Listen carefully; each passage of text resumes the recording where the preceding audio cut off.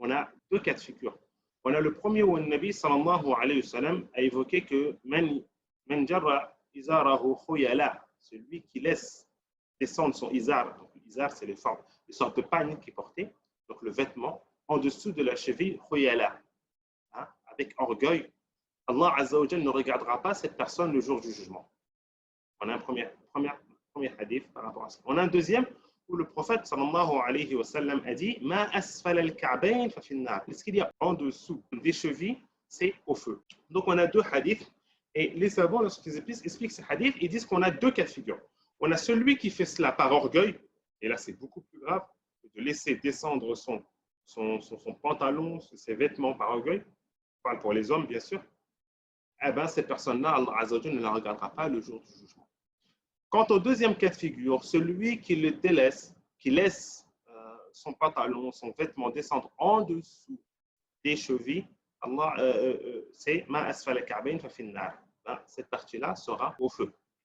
Petite parenthèse que j'ouvre par rapport à cela, après je continue toujours dans l'explication.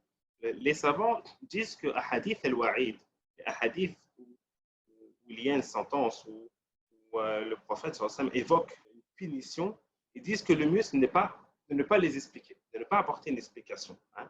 Pourquoi? Pour que ça garde ce côté fort, hein, auprès des gens. Quand on entend ce hadith et qu'on dit Ma asfal al-ka'bayn fa fin nar, ce qui est en dessous des chevilles, c'est au feu, que la personne, lorsqu'on entend ça, ben, c'est une forme de da'wa et de réveil. Hein, et de réveil. Donc ils disent que le hadith al-wa'id, c'est pour cela que souvent, vous trouvez les savants, ils abordent ce passage-là, ou même dans les ouvrages, et ils n'évoquent pas, ils ne s'attardent pas sur l'explication de cela.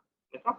Donc, on a ces deux cas de figure-là. Donc, les personnes ne font pas. Certains disent oui, mais il y a un autre hadith. Bon, il y a certains savants qui évoquent cet avis-là aussi.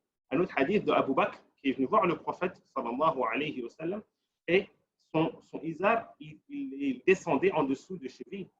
Et le prophète, sallallahu alayhi wa sallam, lui a dit oui, tu ne fais pas cela, toi, par orgueil. Tu ne fais pas cela par orgueil. Certains savants ont dit donc on a le droit de le faire si ce n'est pas par orgueil. Hein? Mais à savoir que le cas de figure de Abu Bakr a un cas bien précis, c'est que Abu Bakr, son izar, en fait, ce n'était pas voulu. Ce n'était pas voulu de la part de Abu Bakr. Donc il n'y avait pas la volonté. C'était son izar, il descendait. D'accord?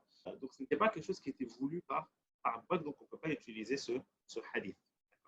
Bien sûr, il y a des cas où la personne, en cas de besoin, d'accord, c'est que ce soit un chantier où elle a besoin de couvrir cette partie pour une sécurité, ou bien en cas des fois de malformation, hein, soit de cacher cela. Hein, il a été rapporté que Ibn Mas'ud cachait ses fines jambes, hein, il descendait son pagne pour cacher ses fines jambes. Hein. Donc, quoi qu'il arrive, oui, certains savants ont évoqué que si ce n'est pas fait par orgueil, on a le droit, mais encore une fois, l'explication les deux hadiths évoqués au préalable sont clairs par rapport à cela. Donc, on évite bien sûr de laisser descendre le pantalon en dessous des chevilles.